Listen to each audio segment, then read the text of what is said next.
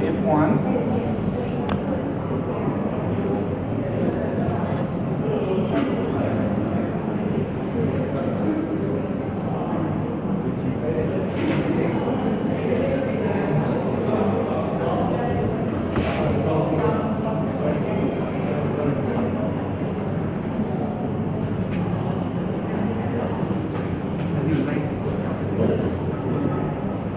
this is a function.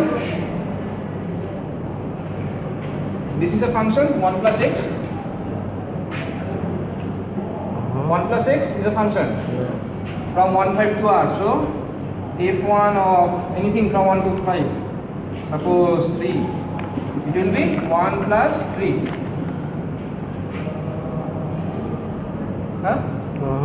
Then f1 4 is 1 plus 4 5, something like that. So f1 is a function, f1 is a function, and f1 3 is a real number. Okay, next f2 3 is 2 plus 3 equals to 5. This is a real number.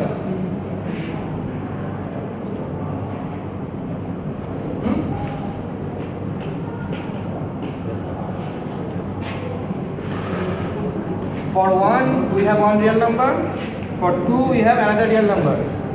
So for 100 we have another real number here. For 1000 we have another real number. So for all the positive integers we have real numbers. So this table of real numbers we denote by fn x or fn3, actually fn3. These values 4, 5 and then so on. This is called fn3. This is a sequence of real numbers. This is a sequence of real numbers. Suppose we say this is L3. Suppose we say this is L3. Now if we take another x, maybe 4, then this will be 5, this will be 6, and we will get all the values. So fn4 is all these values.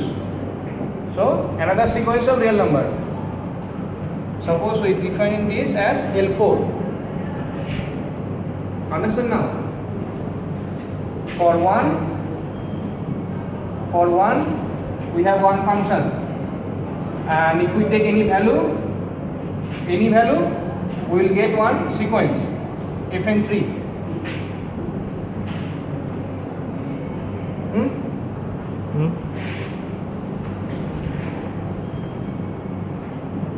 For every natural number you have a function f1, and then you take any value from here 1 5, put here, then this will be a sequence. This will be a sequence, right? All these are sequence of real numbers. Suppose, sorry guys, right? This sequence of real number convert into L3 limit of fn3. Like we write limit of xn. We write limit of xn, limit of a sequence of real number. Similarly, we write limit of fn3 is L3, limit of fn4 is L4. Then we can say limit of fn going to f, limit of fn going to f, it will be f, where fx is defined by this will be like this: f3 is L3, f4 is L4, and so on. This is called pointwise convergence. This is called pointwise convergence. We have sequence of functions. For every natural number we have one function. So this is sequence of function. This column is sequence of functions. For each values from the domain we have sequence of, this column is sequence of real number. So for each value here, for each 2, 3, 4, for any values of here, we have one sequence. And since we know sequence of real number and how it converge, so we know this sequence will converge to something. This sequence will converge to something. We name it in general f in x. We take x from here. We will get this sequence of real number. And suppose this is going to Lx. This is converting to Lx. Then we say limit n tends to infinity fn is f. This is all the fn were function from 1, 5 to r. So f will be also a function from 1, 5 to r. So our task is how to define f. F is defined by fx equals to Lx.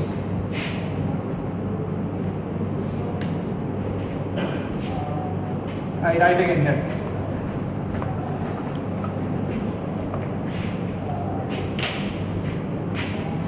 So we are given sequence of functions fn, and fn is from s to r. S is, that's it, 1, 5. Because we are considering S sigma mu, we are considering a major space. So these fn's are from S to R. And we want to define, this is called pointwise convergence of this sequence. We want to define pointwise convergence of this sequence. We say fn is sequence converging to a function f, where f is also from s to r. All these functions are from s to r, so their limit is also from s to r. And f is defined by, what is the definition, not definition,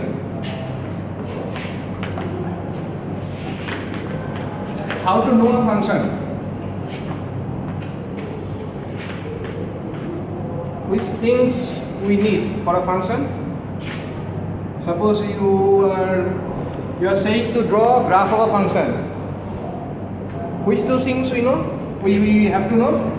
The two things is the domain. First is the domain, S to R. So you know this interval. You have to know the domain first, and then second is for each point here, what is the value? For this, what is the value? Right? For a function we need two things. One is the domain, the interval of definition, and then the rule for each point. So once we know S, we have to know fx equals to what? For all x belongs to S. To define a function, we first need the domain, the interval, or to draw a graph of a function. We first need the domain of the function, and next is for each value of here, what is the fx. Right? So here also same. We are given a sequence of function. We want to define pointwise convergence of fn. Fn will converge to some other function. We say fn converging to f, where f is s to r, and we define f by fx equals to limit fn x n tends to infinity. This one is a sequence of real number. You already know this. This is a sequence of real number.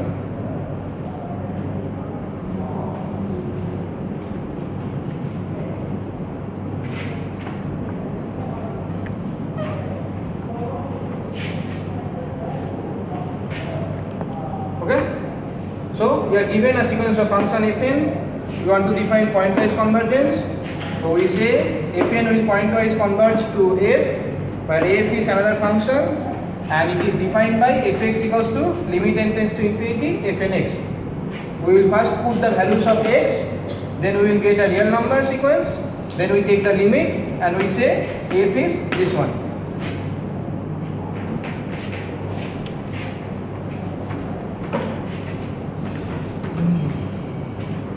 So MCT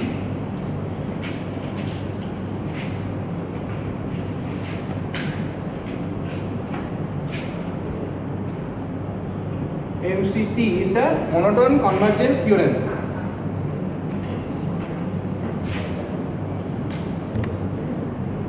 What it says, if fn is a sequence of function belonging to m s sigma, m plus s sigma means non-negative measurable functions, and fn is monotonically increasing,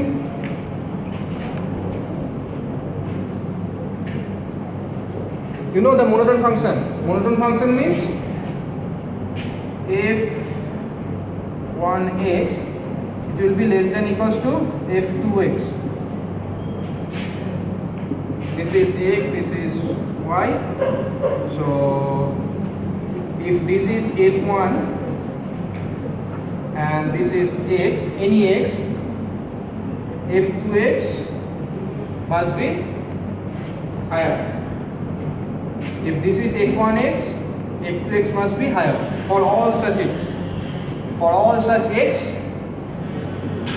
so this means fnx less equals to fn plus 1x for all x belongs to S.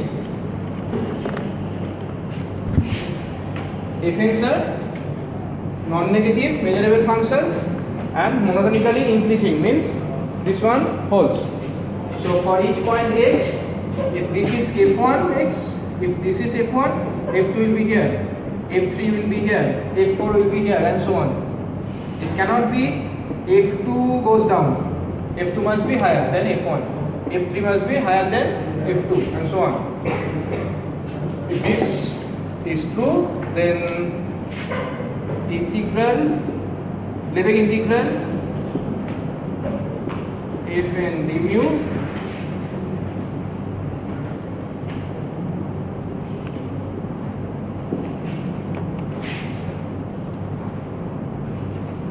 we already defined this, limit n tends to infinity fn, pointwise convergence. We just defined this is pointwise convergence.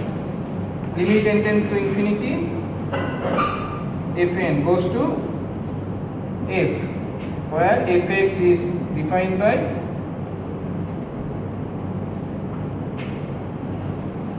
this is the pointwise convergence.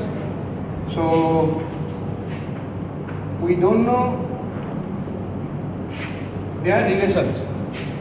We take integration over fn, we will get a sequence, then take limit. It will be same as we take the limit first and then take integration. It will be same. If and only if fnx less than equals to fn plus 1x, if it is monotonically increasing. Just remember the statement. Fn is from m plus s sigma and fn are monotonically increasing, then you can swap. You can swap the integration and the limit. You take integration first, then take limit. It will be same as you take integration first and then take limit.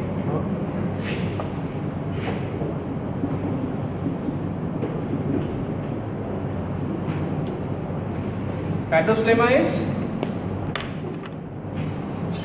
again if Fn is a sequence of functions belongs to m plus s sigma, then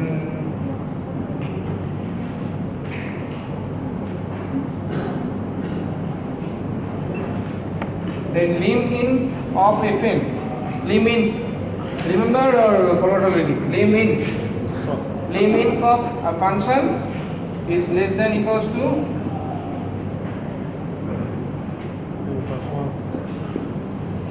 this, and this lemma doesn't need this condition.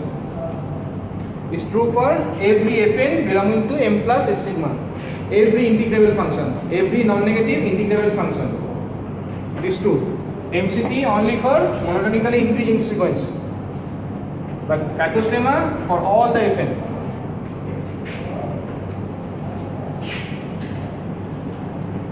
And DCT is saying that if there is a sequence of functions Fn such that everything for m plus s sigma,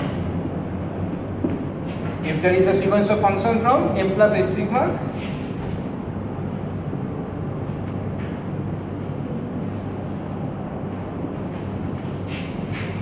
actually this is not needed because already we are saying that this is m plus s sigma, so Fnx are always greater than equals to 0. Fnx is always greater than equals to 0. We don't need this. So DCT is saying that if there is a sequence of functions from m plus s sigma, and you just remember the name. This is monotone convergence theorem. So this must be monotonically increasing. This is dominated convergence theorem. So this sequence is dominated. Dominated means this is maximum Gx. So dominated convergence theorem. It is dominated by Gx for all s belonging to S. Then same thing. Limit n tends to infinity. Oh, another thing is Gx also from m plus s sigma. Then this equals to Fn dmu.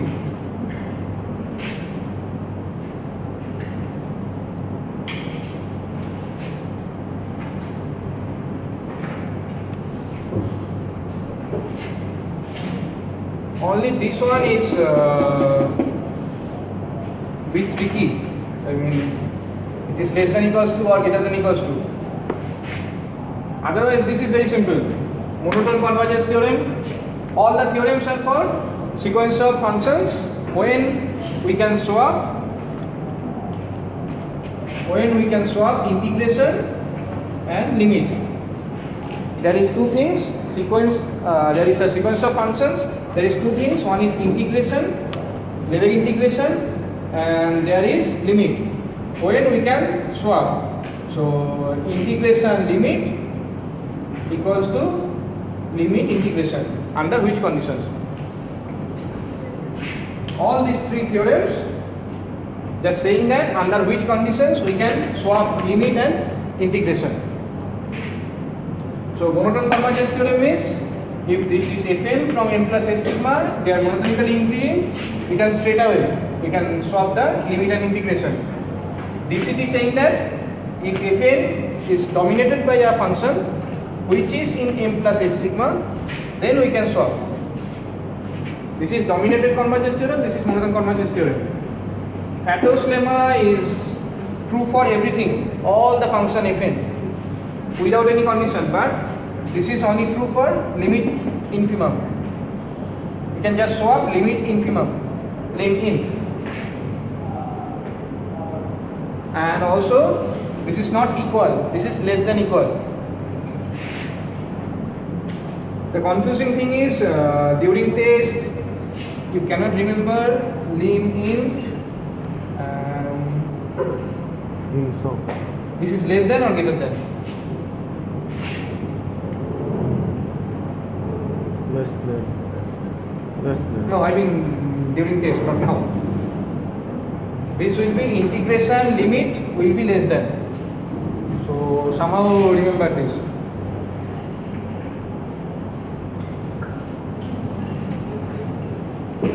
Okay. So no more sequence of function.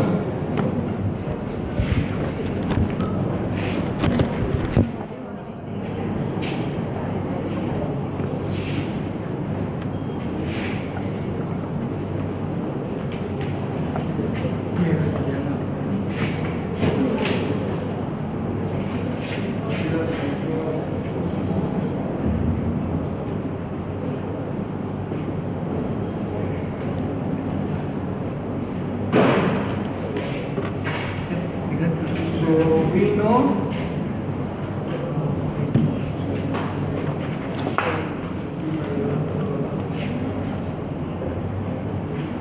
know a major space is sigma mu. We know a major space, right? Now suppose you know this notation, this one we call capital omega. Capital omega. Small omega is this. This is capital omega. Or ohm also same. Ohm. Anyway. So this is a major space. Major space means we have a non-empty set. We have a sigma algebra. We have a major function. We are defining a probability space. Just different notation. It's same thing. This is a non-empty set. Same thing as this. This is just people use this scripted for the sigma algebra. You can also use this standard notation if you want to use it. You can use anything, no problem. Anything, but usually they use something like that. It's scripted. Anyway, so again, same thing. This is a non-empty set. This is a sigma algebra, right? And we write the major function as p. Just different notation. Same thing. Everything is same. This is called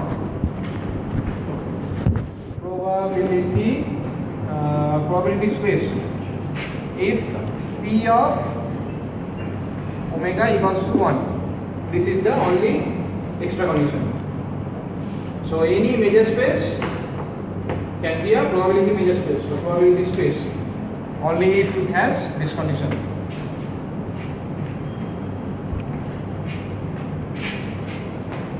So we no need of major space.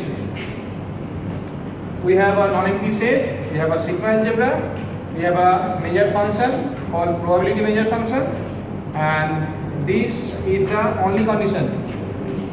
Probability of omega is 1. Then we say this is a probability space. We call this sample space. The set is sample space. Then if we take any point of omega, we say omega is sample point. Very natural. This is sample space. If we take any point, it is sample point. Then this is probability. This is probability measure. And if you take suppose E, if you take anything from F, it is called event.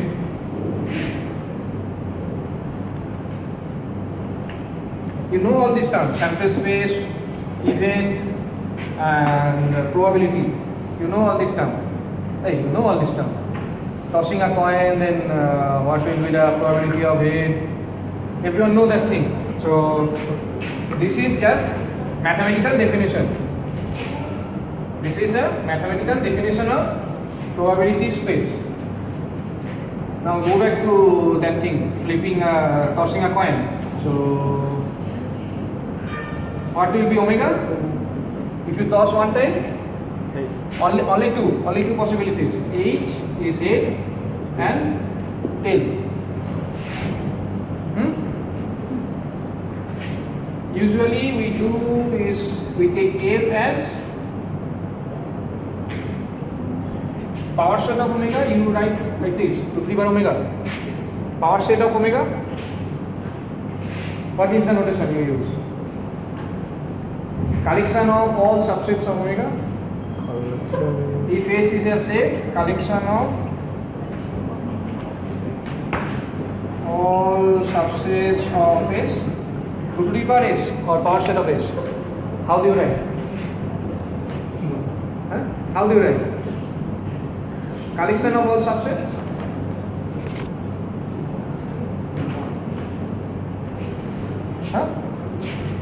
You don't know this notation? Either this or 2 to the power is something like that. I mean, if this is the set, S.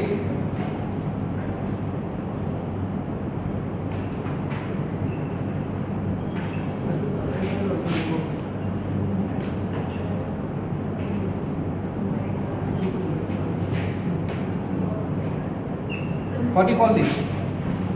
If this is S, sigma algebra.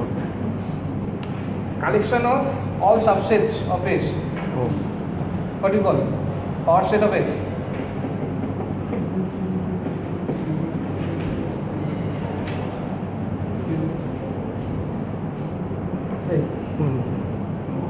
You don't know? Collection of all subsets of a set. If this, power set of S. Anyway, understand. So this is, if this is the set, you take all the subsets. Mean you take singletons first. 1, 2, 3. Then 2 at a time. So 1, 2, 1, 3, 2, 3. Then take all the 3 elements. 1, 2, 3 is S. And then take the empty set. This is called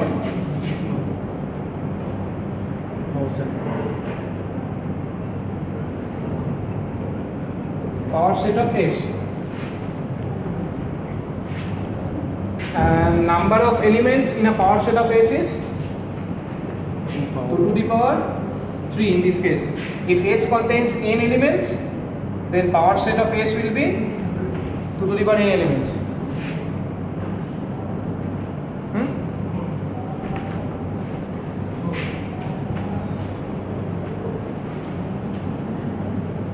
Hey, what was the sigma algebra then?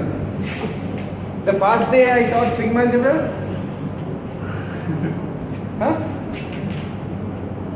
Sigma algebra, the easiest example is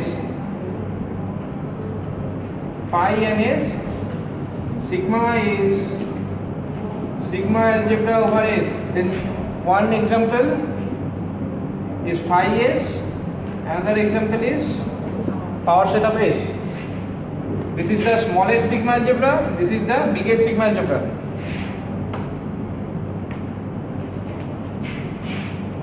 So,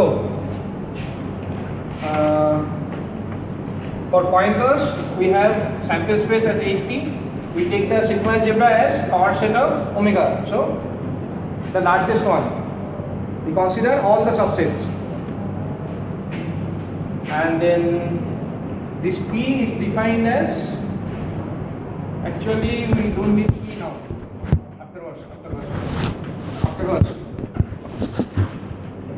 Afterwards we will define T. So we have omega as H and T, and the sigma algebra as T of omega. We can define a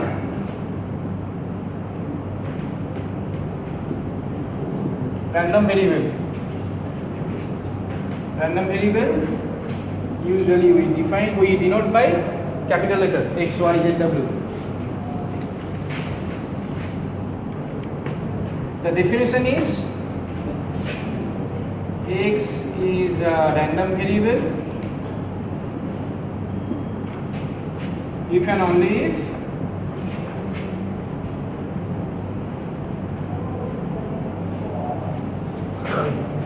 right X from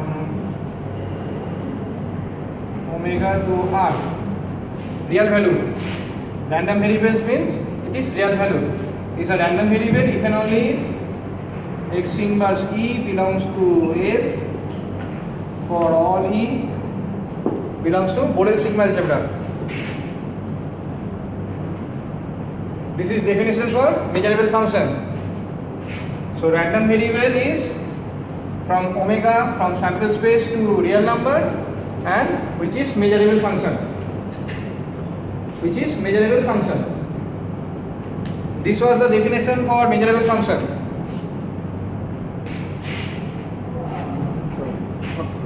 From H1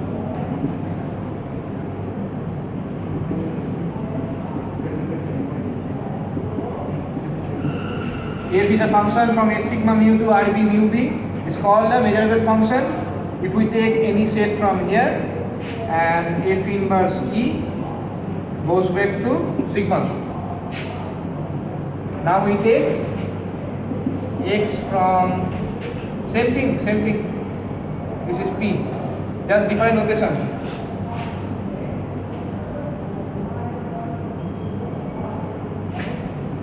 So X is a function from this to this.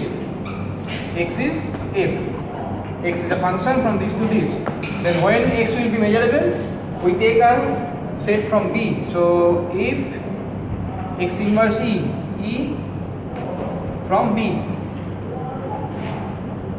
If X inverse E belongs to F. For all E belongs to B.